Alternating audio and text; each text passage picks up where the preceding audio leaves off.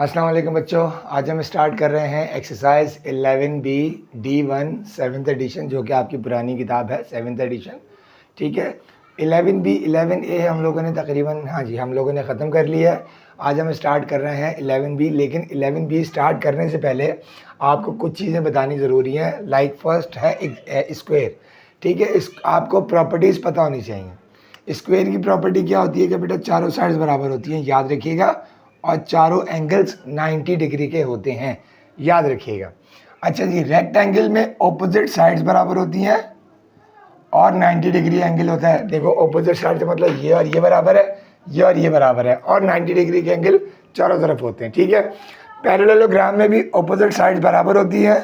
ठीक है, लेकिन इसकी दूसरी अहम बात यह है कि ऑपोजिट एंगल जो होते हैं ना वो बराबर होते हैं, यानी ये एंगल इसके बराबर होगा और ये एंगल इसके बराबर होगा। ठीक है, ये है रोम्बस। रोम्बस में चारों साइड्स बराबर होती हैं।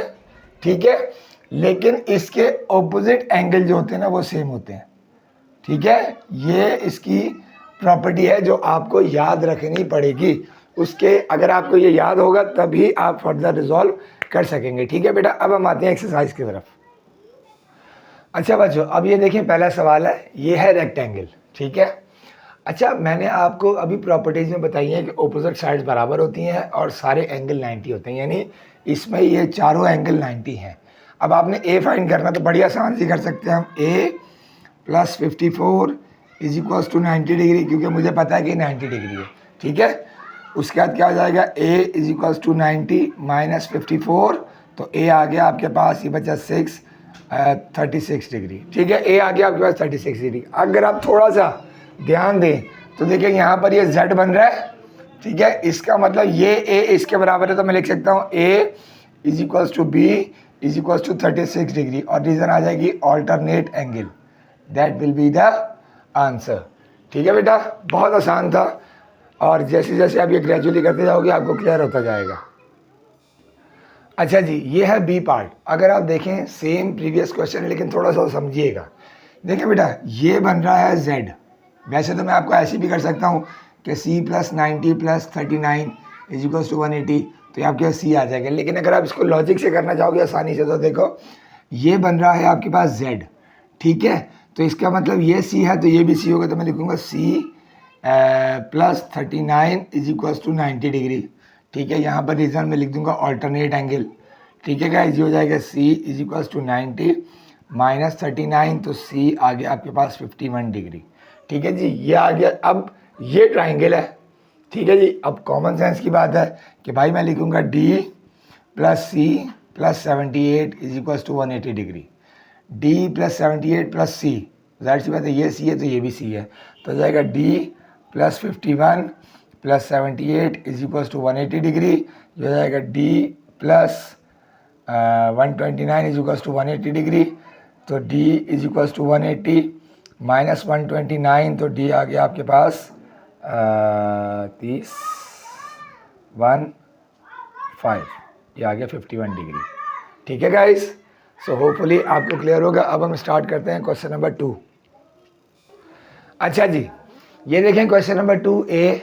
ठीक है, ये तो बहुत ही आसान है, ये 2 लाइनों में सवाल सॉल्व हो जाएगा। देखें, अभी मैंने आपको बताया था पैरेललोग्राम की। पैरेललोग्राम है, पैरेललोग्राम की प्रॉपर्टी क्या होती है, ऑपोजिट साइड्स बराबर होती हैं और ऑपोजिट एंगल बराबर होते हैं। यानी मैं लिखूंगा a इज इक्वल्स टू 106, ये हो जाएगा ऑपोजिट एंगल।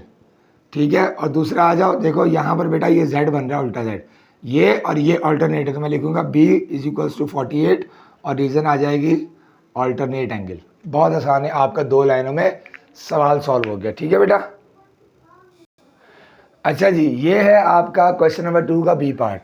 अब देखें, ये भी पैरेललोग्राम है, अकॉर्डिंग टू रूल रेगुलेशन ये और ये बराबर है, लेकिन ये हमें नहीं गिवन है। अगर आपको याद हो, हमने आपको प्रीवियस एक्सरसाइज शुरू कराने से पहले कुछ चीज़ें कराई थी, जिसमें से एक था एडजेसेंट एंगल। तो इसका मतलब अगर मैं लिखूँ 4c plus 5c is equals to 180, adjacent angle मैंने आपको बताया था बेटा, एडजेसेंट एंगल का सम जो होता है वो हमेशा किसके बराबर होता है, 180 के। तो ये हो जाएगा जी 9c इज इक्वल्स टू 180, तो हो जाएगा c is equals to 180 upon 9, तो c आ गया आपके पास 20 डिग्री।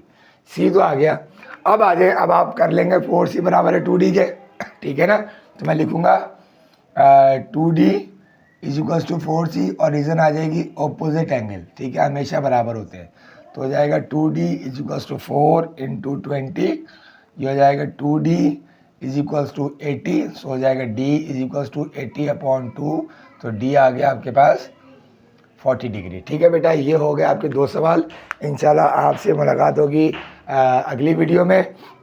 बट आपसे हम्बल रिक्वेस्ट है कि चैनल को शेयर करें, सब्सक्राइब करें, लाइक करें, कमेंट ज़रूर करें और अगर कोई क्वेरी हो तो ज़रूर पूछिएगा। ठीक है बेटा, इंशाल्लाह फिर आपसे मुलाकात होती है। Thank you.